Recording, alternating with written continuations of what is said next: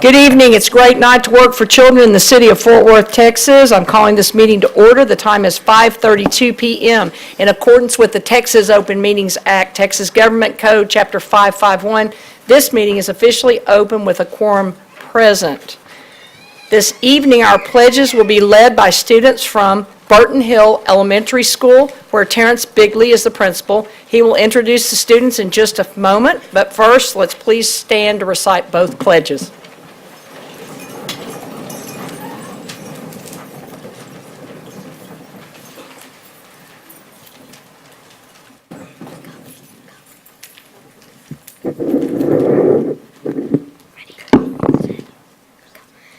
I pledge allegiance to the flag of the United States of America and to the republic for which it stands, one nation, under God, indivisible, with liberty and justice for all. And now the Texas Pledge. Honor the Texas flag. I pledge allegiance to thee, Texas, one state under God, one indivisible.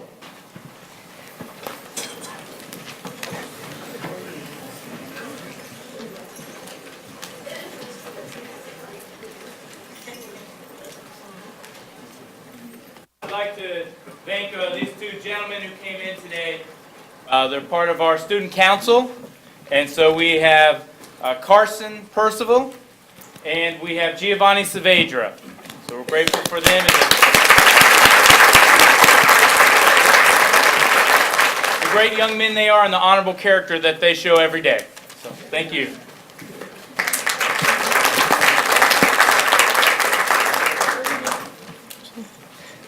Burton Hill, thank you. Especially thank you to Carson and Giovanni. You guys did a great job. Barbara Griffith, our Senior Communications Officer, will help us with other recognitions we have this evening. Thank you, President Jackson, members of the board, Dr. Scribner. Our greeters this evening are from the JROTC unit from Carter Riverside High School, where Greg Ruthart is the principal. Please join in thanking them for their assistance.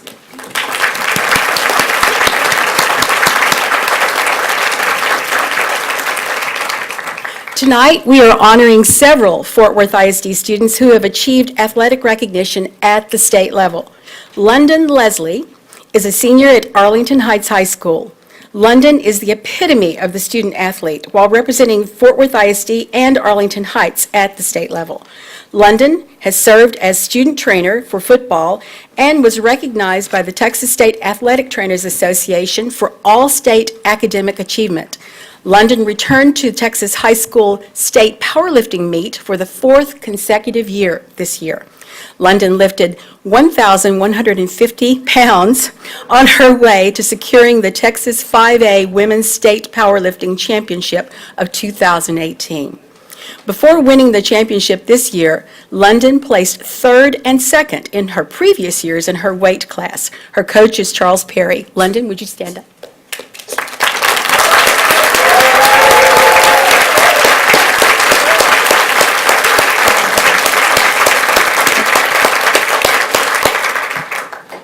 Caddy Rock is in the 9th grade at Western Hills High School. Caddy placed either first or second in her 6 regular meets and is going to compete in the National Powerlifting Meet in June. Caddy also participates in volleyball and throws for the track team at Western Hills. Caddy is coached by her father, William Rock, an assistant football coach and the powerlifting coach. She recently finished 5th place at the Texas High School State Powerlifting Meet. Caddy, who finished second at the regional meet, was the only freshman to compete at the state event. Caddy?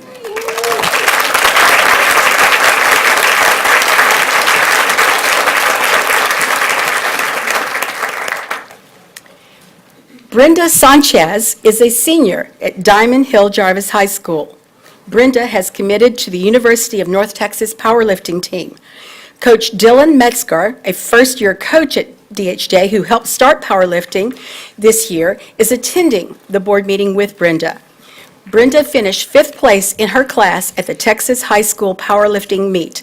She sets a new state record in the deadlift, lifting 410 pounds. Brenda? They kill it. I understand. something at the end for you to... This evening, we recognize a group of individuals who continue to support the students of O.D. Wyatt High School years after the graduation of their own children.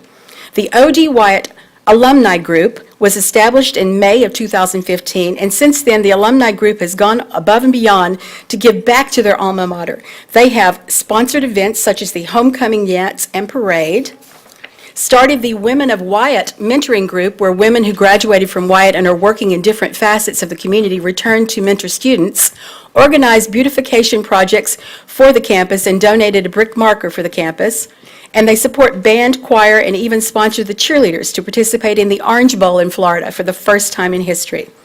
We're also tonight recognizing Mrs. Arishanette Tatum, who actually graduated from Southwest High School but devotes her time to O.D. Wyatt High School, where her son attended.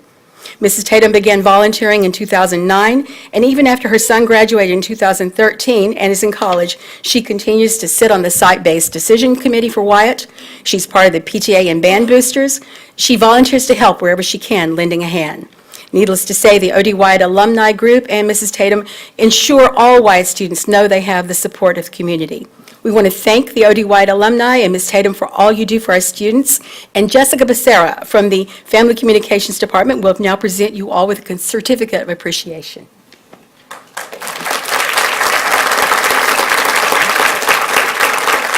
Would y'all stand up?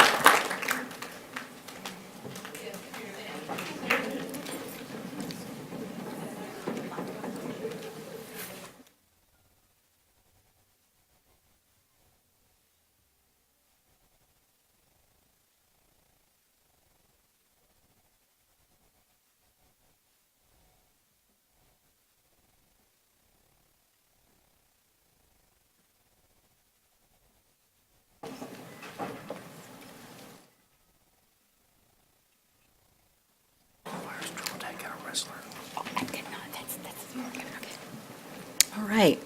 And Dr. Sutherland has our next recognition.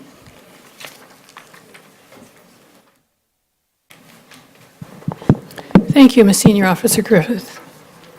Bill Amon is a district and athletic trainer at Western Hills High School. Mr. Amon, would you please stand? Thank you.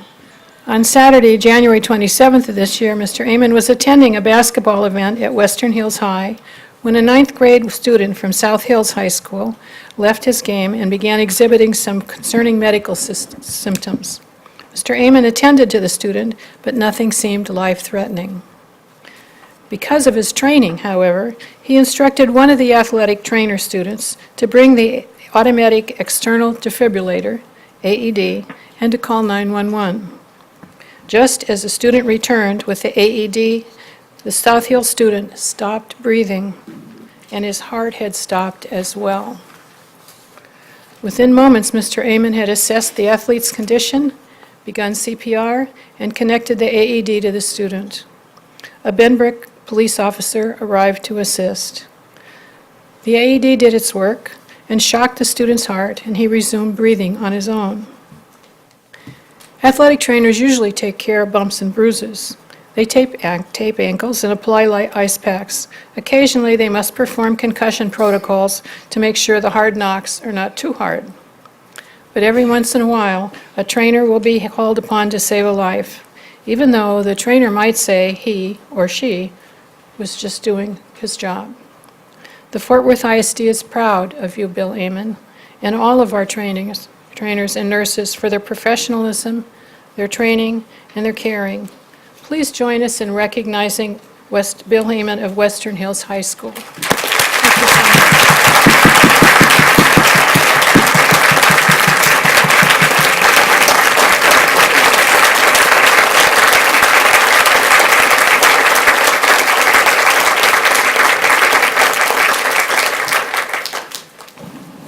much. Thank you so much, Dr. Sutherland. Bill Amon, thanks for being a hero, and thanks for taking care of our kids, not just on that day, but on every day. Thank you for what you do. We were to honor Drs. Sampson and Clara Cantu tonight, as well as Dr. Kathleen Powderly. They're all, well, two of them are on call, and so the third one opted not to come. So we'll honor them at the next board meeting. At this time, this concludes our scheduled recognitions for this evening. If you would like to depart, please do so now. We'll take a very short break, and then we'll resume our meeting.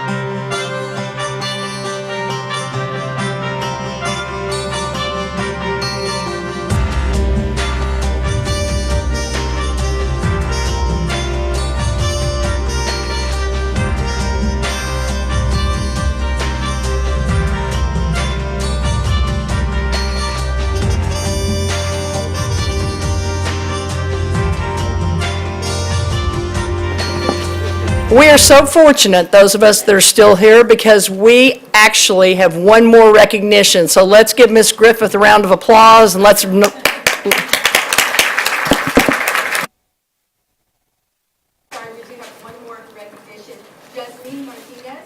Is a 12th grader at Trimble Technical High School. She is a 3-time regional qualifier and a 2-time district 6-4A champion. Her coach is Willie Homer. Jasmine finished 5th place at the UIL State Wrestling Tournament. She also defeated the Region 1 champ on the way to her 5th. That's her fifth place medal. So she is doing outstanding. And Jasmine, I promise you, we're going to take your picture. We're going to put you on the front page of our Fort Worth ISD Facebook page tomorrow. All right? Thank you.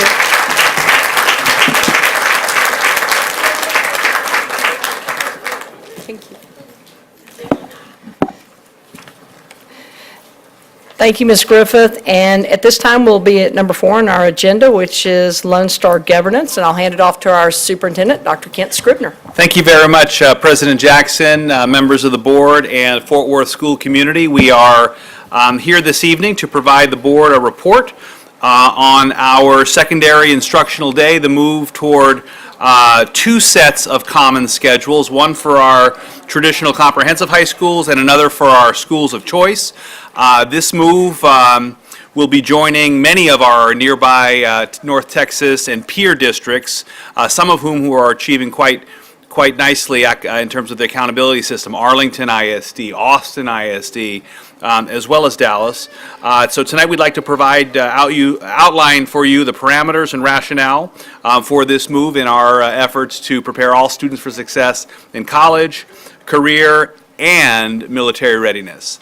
With that, I'll pass it over to Dr. Cherie Washington. Thank you, Dr. Scribner.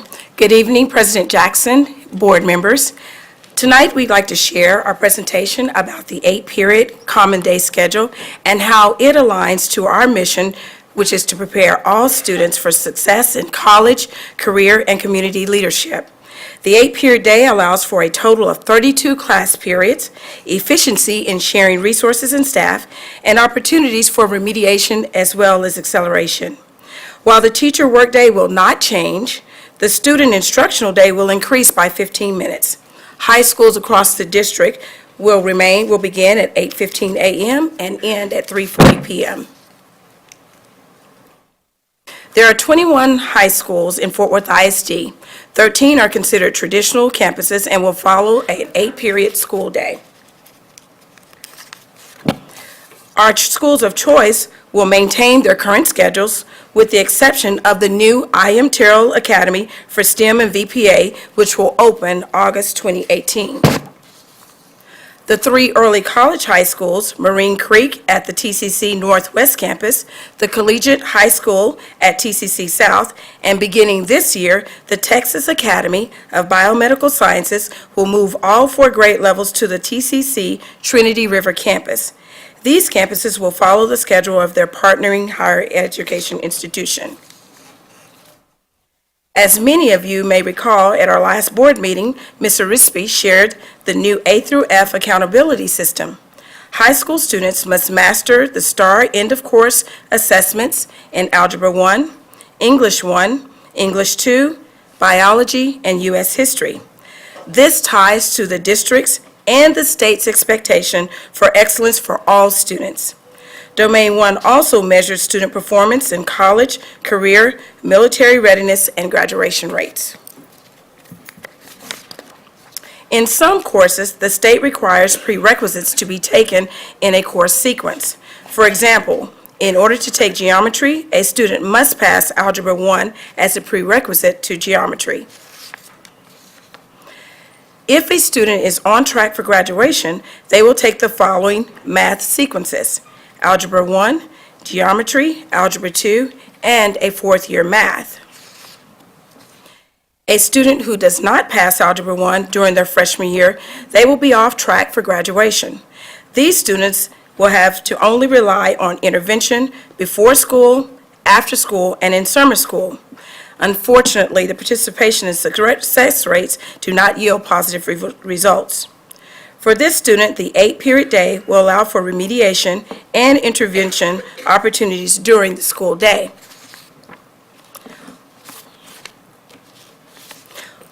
If a student does not pass algebra their freshman year, therefore they're off track, and then they must take geometry their sophomore year, and then their Algebra 1 their sophomore year, and then an opportunity to take geometry their junior year. Students may take 2 courses at one time, Algebra 2 and geometry. However, the success rate is challenging for those students. And then they would take their senior year, Algebra 2, or a 4th year math.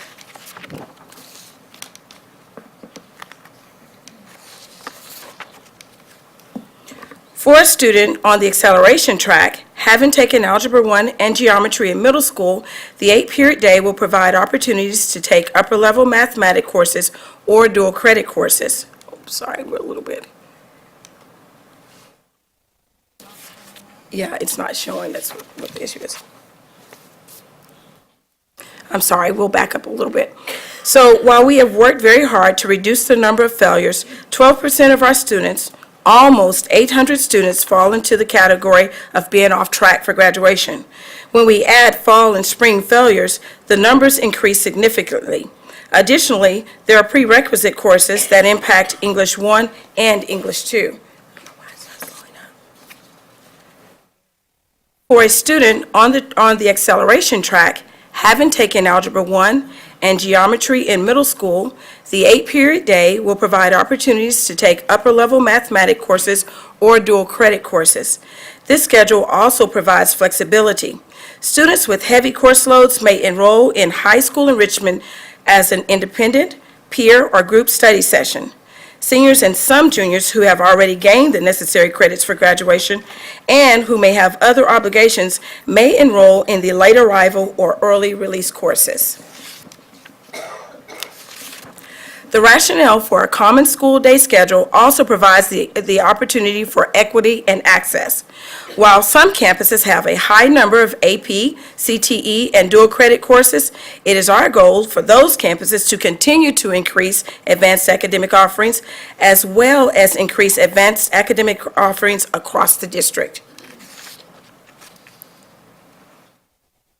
Like most districts, like most urban school districts, our district mobility rate at secondary is approximately 25%. With this high mobility rate, some of our students enroll in as many as 3 schools per year. A common schedule provides course consistency, it minimizes gaps in learning, and maximizes the opportunity for students to stay on track with their cohort.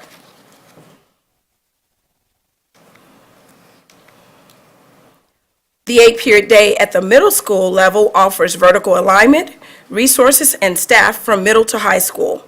Currently, students wishing to enroll in the VPA STEM, for example, must have biology. However, biology is not offered across all middle schools.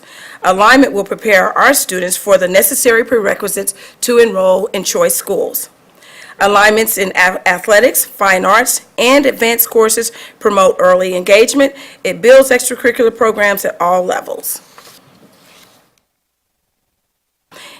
In summary, to meet the needs of each student to be college and career ready provides consistency and minimizes gaps, access to additional higher level classes, and it allows sustainability.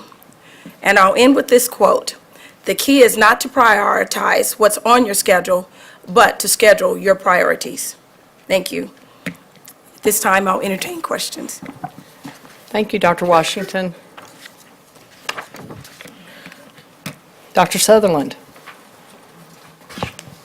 Thank you. I hope it'll be possible for us to comment as well as ask questions. Is that correct? I have gotten a great deal of communication from teachers and others at the school site, including parents, about this proposal. There's a tremendous amount of anxiety about it, partly because it was rolled out without what some people think was adequate review. Be that as it may, I've been spending some time looking at the fiscal impact of it, and I think it's very important that we review this. I've shared my findings with Dr. Scribner and also with the financial team. I assume that other people in the staff have seen it. First of all, we are supposedly losing 3% of our ADA. The document handed out last week at the meeting suggests to me that that loss is actually somewhat less than that. In fact, according to the document, which may be old, it's 1.5%.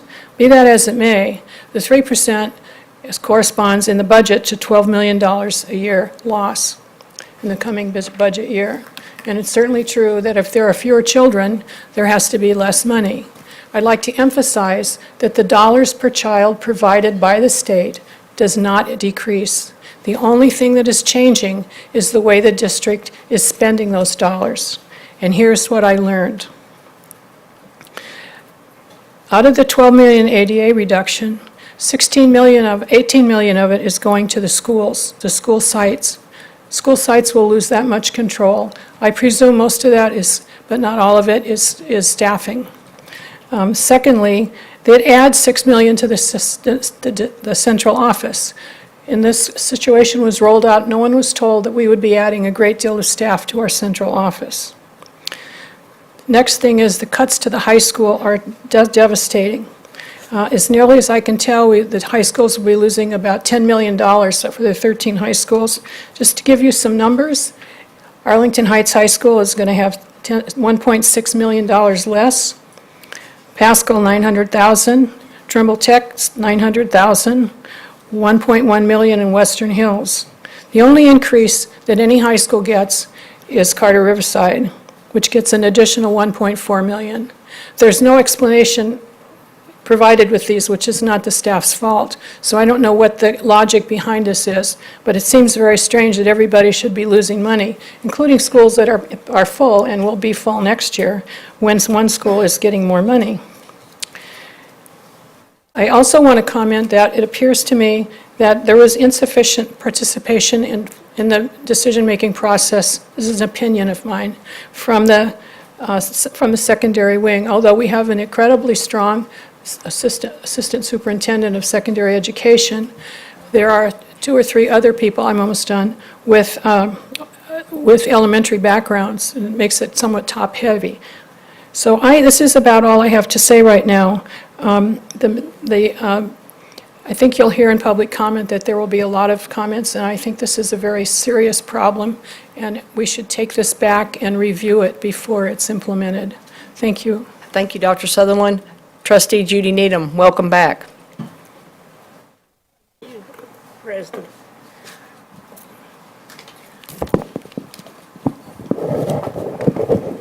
Thank you very much, President Jackson. Yes, ma'am. It's nice to be here. On page 6, could I ask someone out here, starting with, well, I won't pick one of you, I'll let you decide who's going to. Why does World Languages only offer 4 advanced placement? And also, I just have to ask, in the word advanced, I looked over here and I see we have advanced courses on the next page.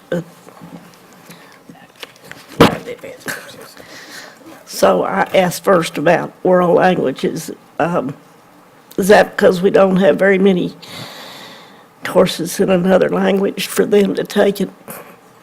Sarah, who will, y'all? Yes, Ms. Needham, world language is now at the 10th grade level, so as they advance, they will continue to add AP courses. So they are in a growing, we add levels every school year, so they will grow every school year. Okay, glad I asked, thank you. And I saw that you nod, sir, that perhaps the word is advanced. The word is advanced. You're absolutely right. Thank you for that. And thank you for the presentation, which we've read a great deal about, and this is very fluid and easy to understand. Thank you very much. Thank you, Ms. Needham. I noticed that we have quite a few principals and assistant principals in the audience. Just going to ask thank you for being here. It is the end of April, and just wanted to ask if you guys could stand up and let us give you a round of applause and thank you for what you do.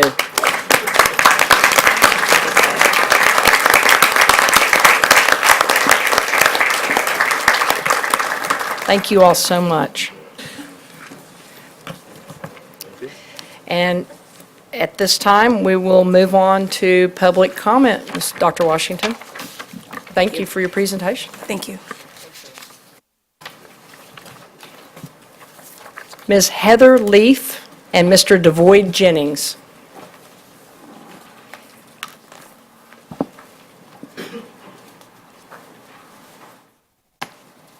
Good evening, Dr. Scribner and board. My name is Heather Leaf. I just wanted to talk a little bit about Achieve 3000. I have a dyslexic student, and I wanted to give you just a parent perspective on that. We had our annual ARD today, and we talked about the present levels, and when her teacher approached me, she was really excited about her Achieve 3000 levels. Her Lexile growth had been great, and it exceeded our goals, and I was taken back by that because I am not seeing that same growth at home. So we started talking about the assessment that we used. I just wanted to point out to you all that at the beginning of the year, she did the assessment by visual reading. So she read the text and answered the questions, and it sets her Lexile level. Then her most recent assessment was after the district had approved the headsets, the audio version. And so now it shows that her Lexile growth has just, skyrocketed. I think it's important for us to look at that data and just make sure that our dyslexic kids are being assessed properly. It is even hard at this point to undo that, because now if they were to assess her again, she would be at a high Lexile level, and so she's not able to read the text. So it's kind of hard even now for her to go back and do the visual reading. So first of all, I just want to make sure that we're looking at that data, that we're assessing it from apples to apples, so that we have a good assessment of her growth. Second of all, I just want to say for dyslexic kids that Achieve 3000 is really not supporting all components of reading. It's great for comprehension, and I love that that she's able to use the headsets and her comprehension level is being challenged. I love that. But I would like to see, as a parent who's got a struggling reader, I need her to be able to practice decoding skills, phonological awareness, all these other components of reading that don't come with Achieve 3000. I think for our struggling readers, I think we need a different program, one that's going to address those issues that we're having. So just wanted to point those couple of things out. Thank you so much. Appreciate it. Thank you. Thank you. Mr. Devoyd Jennings. Madam President Jackson, members of the Board of Trustees, Superintendent Mr. Kim Scribner, thank you for the opportunity to discuss an important subject to the Fort Worth Metropolitan Black Chamber and to a lot of the people in Fort Worth whom had kids in the Fort Worth ISD. I'm rising this evening to ask you all to consider getting the food service contract up before you, and so the public and others who are interested in this issue can see some movement in that area. I think it's been about a year since this discussion has taken on, and I think it's fair time that something be done based on the fact that some of our kids are not receiving the nutritious food that they need. You're feeding their minds, but you're not feeding their souls. So I'm here this afternoon asking you to feed their souls. This contract needs to be brought before the public, and the public needs to have an opportunity to listen to folks who can furnish, hopefully, a better food service product than we presently have. With this, I ask you to look at it very seriously. Let's make a move on it as soon as possible. It's important that we not only feed minds, but we feed souls. Thank you very much.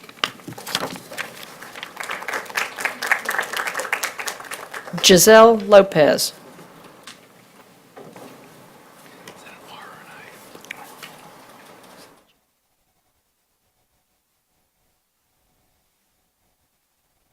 President, members of the board, and superintendent, good evening. My name is Giselle Lopez. I am a 9th grade student at Tribune Technical High School. I started playing rugby this fall for the Trimble Tech High School Rugby Club. I'm here with other female students, parents, and supporters that want to see rugby included as a female varsity sport next fall. Rugby was introduced in FWISD in 2007 through the after-school program at Pascal High School and Trimble Tech High School. In that initial year, roughly 30 and 40 girls respectively regularly participated in practices and games during the fall. Since then, girls from a majority of FWISD high schools have expressed interest in playing rugby. Like our male counterparts, female students like me are eager to play a full contact tackle sport against our own gender. We have found the sport and culture of rugby willing to embrace us where we are and eager to develop our athletic potential. This fall, over 40 females at Trimble Technical High School have signed a petition to make rugby a girls' varsity sport there. Some of us created a team that played girls' team primarily from Euless Trinity High School, Salina High School, Timber Creek High School in October and November. We know from interest meetings held in the past couple of years at Benbrook, Northside, and Pascal High School and Southwest High Schools that females in similar numbers want to play the sport. Over the years, we have also heard from our friends at other FWISD high schools such as Dunbar, Eastern Hills, Polytech, and Western High Schools, as well as World Language Institute's Young Women's Leadership Academy. In conversations with these female students, all express needs for rugby to be offered as a fall varsity sport so that it does not conflict with existing large roster female sports such as basketball, soccer, softball, and track, as well as other sports such as wrestling, powerlifting, golf, and singles tennis. As you may have noticed, female varsity athletic opportunities are disproportionately scheduled to occur in the spring semester. Only a few sports are offered in the fall for female participation: volleyball, cross country, and team tennis. Thank you. Thank you. Karen Benitez.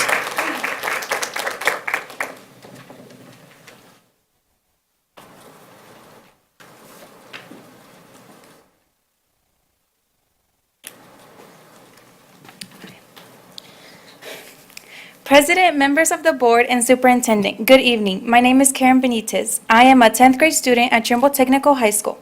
I started playing rugby this fall with the Trimble Tech Rugby Club.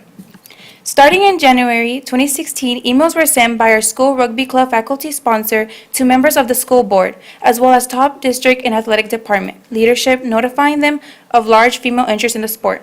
In May 2017, a handful of determined female students sent a demand letter to district leadership detailing the district's historical and current large gap in athletic opportunities, nearly 10%, for female students, as well as the unequitable distribution of athletic benefits and services, leading to the district's lack of compliance with Title IX. In a letter to their attorney, these females were informed that the district would be addressing their concerns. Nearly a year has passed, and all we know is that the school board approved a 2017-2018 athletic budget that provided coaching stipends for boys and girls powerlifting. We find this disturbing. While the budget was being developed for, submitted to, reviewed, and approved by the board, our faculty sponsor was being told by athletic department leadership that FWISD only supports UIL activities. The same was also told to the principal at Trimble Tech High School in the spring of 2016 when he sought guidance on adding girls rugby as a varsity sport. Based on data from the two Texas powerlifting associations, we know that male students are disproportionately benefiting from athletic department and campus level support for powerlifting. We also know that district-wide, only 16 girls participate in powerlifting. Compare that to over 100 girls that consistently want to play rugby in the district. It is also worth mentioning that the district has continued providing athletic and catastrophic injury insurance for 7-on-7 football participants. This non-UIL sport is heavily dominated by, if not exclusive to, male students in FWISD.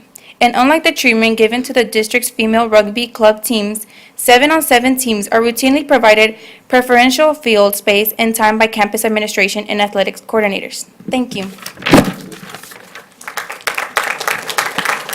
Thank you, Ms. Benitez. Rachel Hyoma.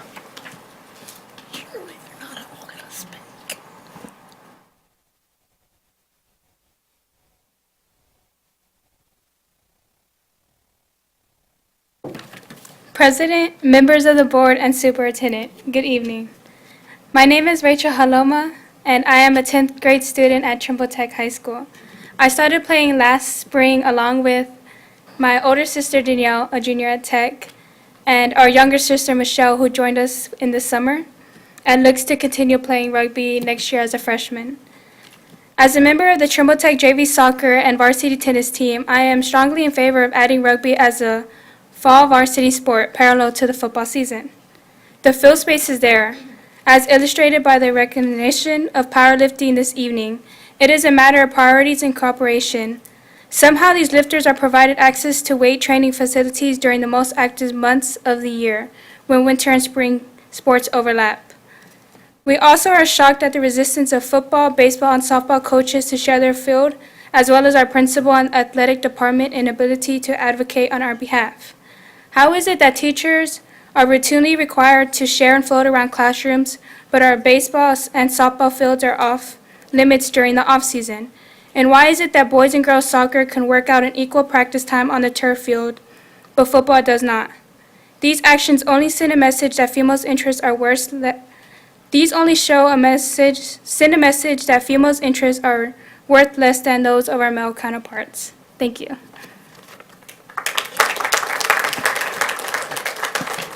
Thank you, Ms. Halama. Sarah Day Valdenebro.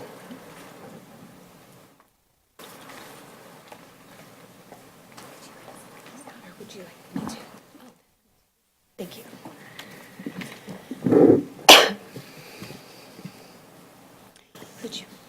Do you want me to go ahead and speak, or can I wait until they have them? Sure.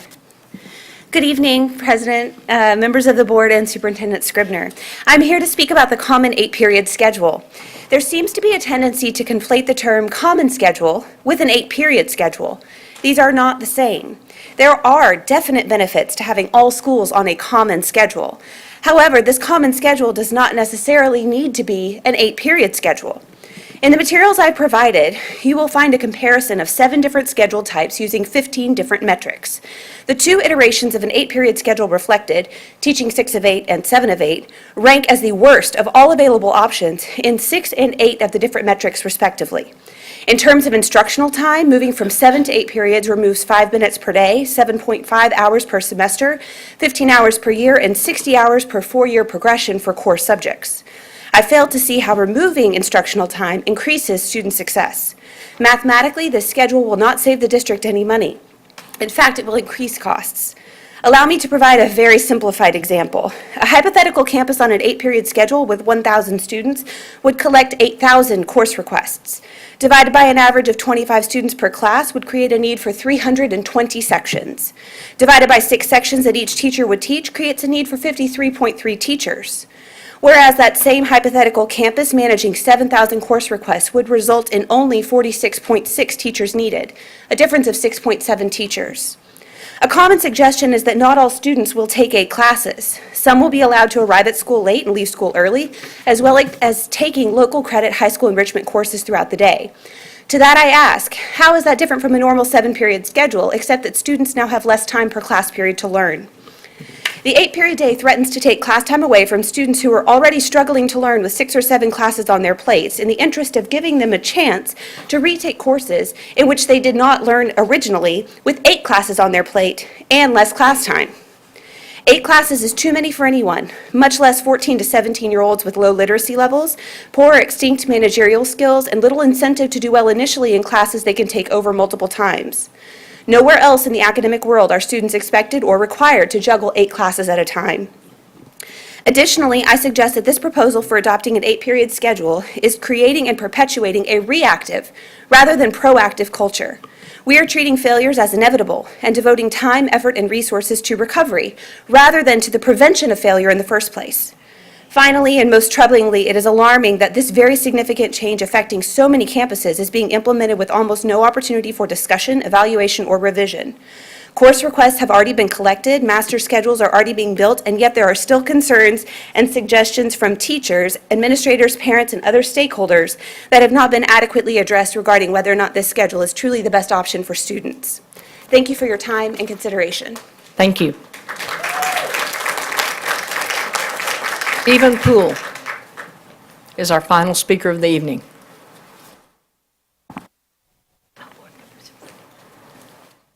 Good evening, Ms. Jackson, members of the board, and Dr. Scribner. You've heard me talk a lot about the 3 things that attract employees to Fort Worth ISD and also keeps them here. And that's benefits, salary, and working condition. Tonight, I'm going to show an example of how three issues all intersect on those different areas. The TRS board adopted health insurance rates for employees last week. And guess what? They're going up. Anywhere from 4.4 to 9.4% over last year. An employee who is on Active Care 2 plan who wants to cover their family will see a $190 a month increase over last year, and they will pay a total of $21,884 in health insurance premiums over the year. And that's after you kick in a little over $3,300 to help supplement that. $25,000 in health insurance premiums for those employees. So let's move to salary. The 1.5% built into the budget workshop last week, your employees, your teachers will be taking home less money than what they're making this year because of the health insurance increases. Not to mention your teacher's assistants, your cafeteria workers, your bus drivers, your custodians who cannot afford health insurance at all. They do not make $21,884 after taxes to be able to pay for health insurance. And then the working conditions, the 8-period day. There is great concern among teachers about the 45-minute schedule for a class and the 8-period day. They know what it takes to get kids settled, address any discipline issues, any administrative tasks that has to be done, and then get into the meat of the lesson and the learning. And by the time that occurs, really they only have about 30 to 35 minutes. But on the frequently asked questions, it's answered for them. We'll offer PD during the summer to help you compact your lessons into 45 minutes. I've never heard of a more tone-deaf or patronizing answer than that. During your summer, when you're not on contract, come on, we'll teach you how to teach. So you can see when I say working conditions, benefits, and salaries, how they all intersect, and this is just one example. So are we ahead of the curve when we're trying to attract and retain employees, or are we a little behind the curve here? Thank you very much. Thank you, Mr. Poole. At this time, we're going to discuss consent agenda out here with you all instead of moving into the back. I will ask at this time if anyone on the board has any questions regarding consent agenda items A, 1 through 4, B, C, D, E, or F. Seeing and hearing none, we are going to recess and reconvene in the board conference room for executive session.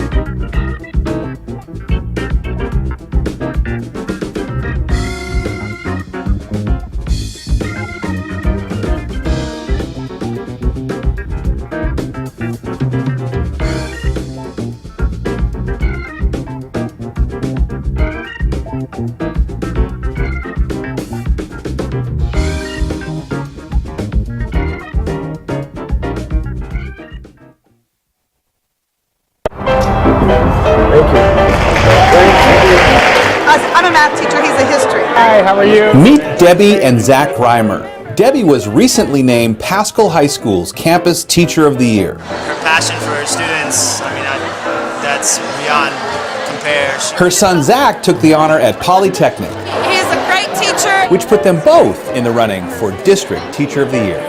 So, what's it like to be up against family? There's 133 teachers, so I have a 1 out of 133% chance of getting this. So And the family odds? 2 out of 133. This was our first year ever to have mother and son Campus Teachers of the Year.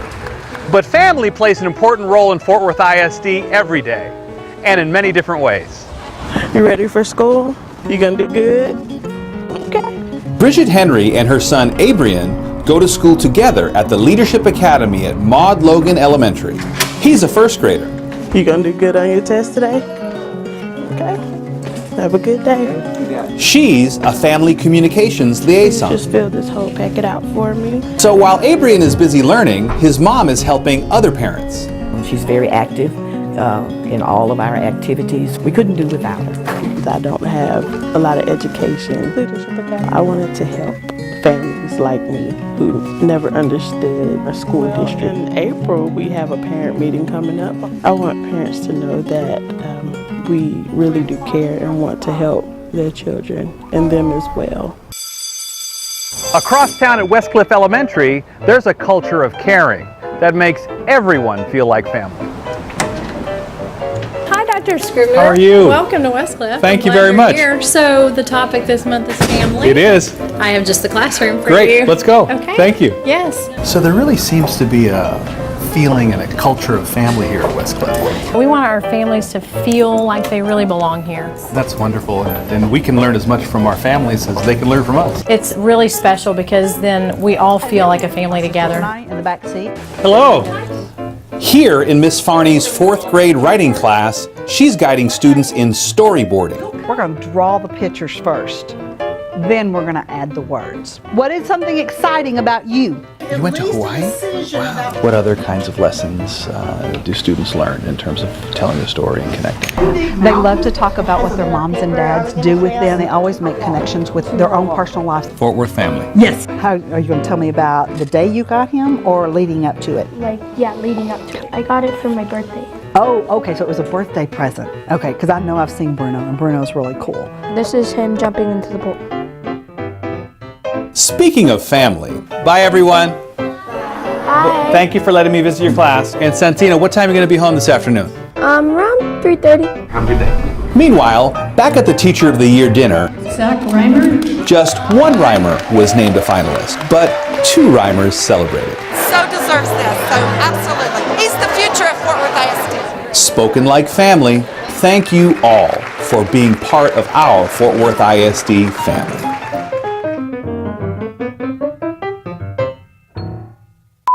What are we about in Fort Worth ISD? Preparing students for success in college, career, and community leadership. So just leave this first one blank.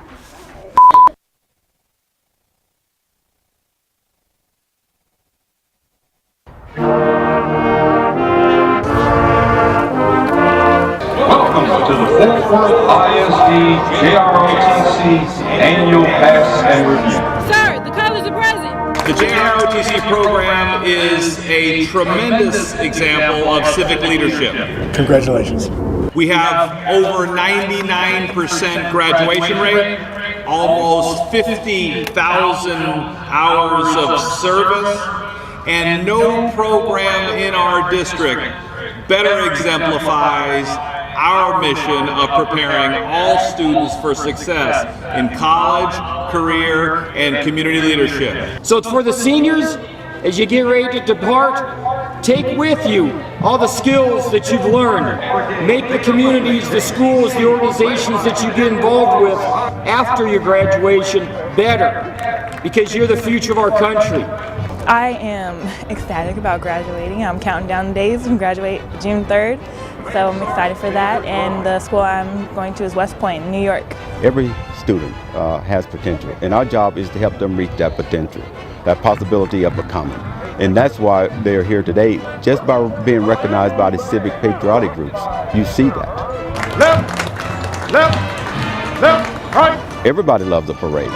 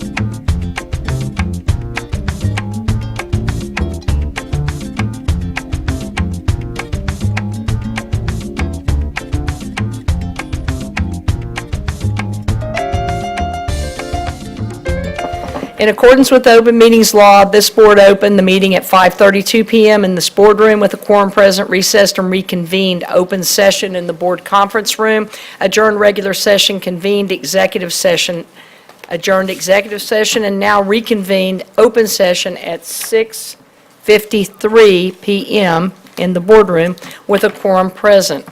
Do I have a motion accepting consent agenda items? Moved by trustee Moss, seconded by trustee Luibanos. Any discussion? Luibanos.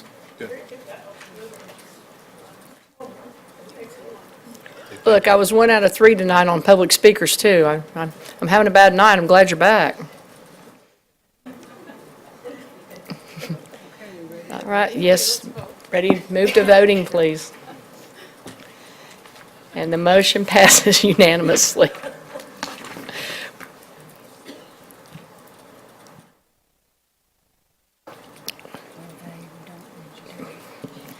Moving to 12B, personnel. Do I have a motion, trustee Moss?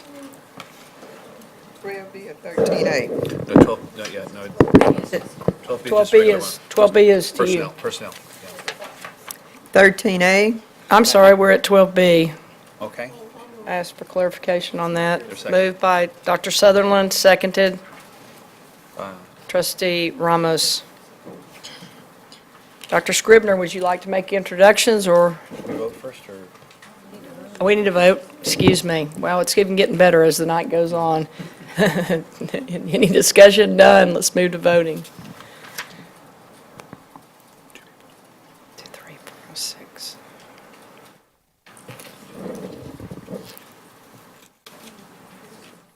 We're missing somebody. Jacinto.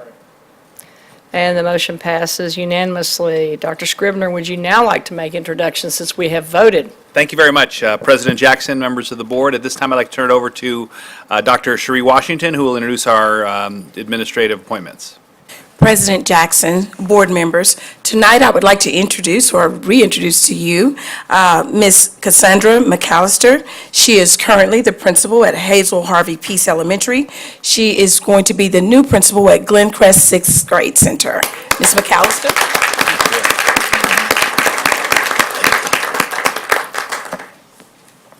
And I have my Fort Worth family with me.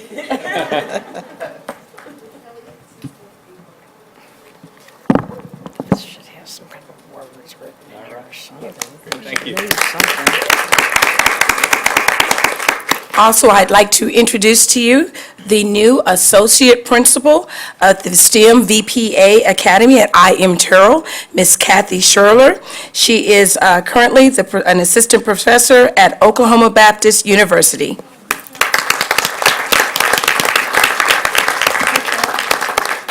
Ms. Sherler, would you like to introduce anyone that's with you?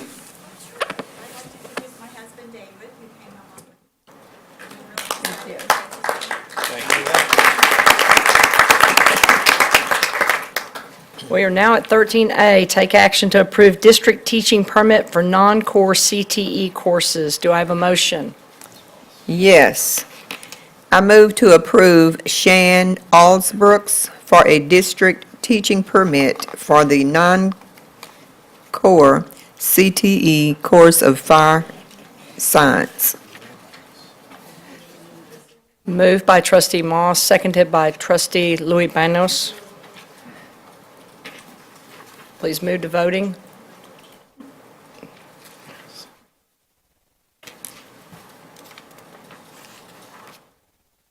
And the motion passes unanimously. They all require.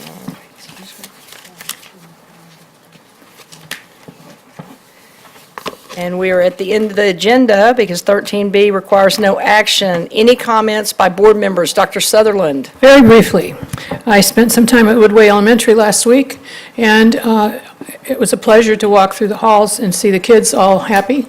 But I wanted to comment that I happened to stop by the cafeteria because that was the first place inside the front door. And there were a lot of kids there. They were all happily eating. So I went to see what they were eating. And I was really impressed with the menu. I'm not making this up. I wasn't looking for it because I know it's been a question about what we should do. There were very nice-looking hamburgers, very good, nice-looking cheeseburgers, very nice-looking corn dogs. There were also fresh fruit and cold milk. I mean, I don't think anybody could possibly make a complaint about that food. And the kids were eating everything. Thank you. Thank you, Dr. Sutherland. Any other comments? Ms. Needham? 14A, B, and C. We did. She said, no, she said we, I don't know. no, I'm not. We, 14 is only one, 13B we didn't take, we did 13A. 14s. I'm on the 14. 14 is comments. Oh, I know, I didn't, okay. Are you good? Yes, ma'am. I got Ms. it Moss, would you, Ms. Needham, are you good? Did you want to make a comment? No. Okay. Trustee Moss. Thank you, President Jackson. I want to make a short, not a presentation, a statement, thanking Mr. Willie Davis, a former Fort Worth ISD employee. Willie Davis, he operated our Dunbar Community School. I don't know if you remember some years back when we had the successful community school at Dunbar. He operated the school. Now he's retired some years back, but he's president of the Professional NBA Retired Association. The group donated books today to Sunrise Elementary, M.M. Walton, and Maudie Logan Elementary. The number of books donated, I have no clue, but there were books everywhere. And I just want to say thank you to the librarians and communications and the group that was there representing Fort Worth ISD. The NFL group stated that they have more books for our students and will contact Fort Worth ISD to deliver the other books. So I just want to shout out and say thank you to Mr. Davis because he continues to support public education and reading. He also has a passion for reading. Thank you, President. Thank you, Trustee Moss. Trustee Ramos. Thank you, President Jackson. I just wanted to extend an invitation from Artes de la Rosa, which, by the way, is celebrating its 100-year anniversary this year. And pleased to announce that over 10 Fort Worth ISD schools will be participating in the student art exhibit, everything that's going to be surrounding the arts. We're going to have music, live entertainment, and all this is going to be Thursday through Saturday. So hope that people can come out and attend and support Artes de la Rosa. Thank you. Thank you. And on that note, the 100th anniversary, we will be adjourned.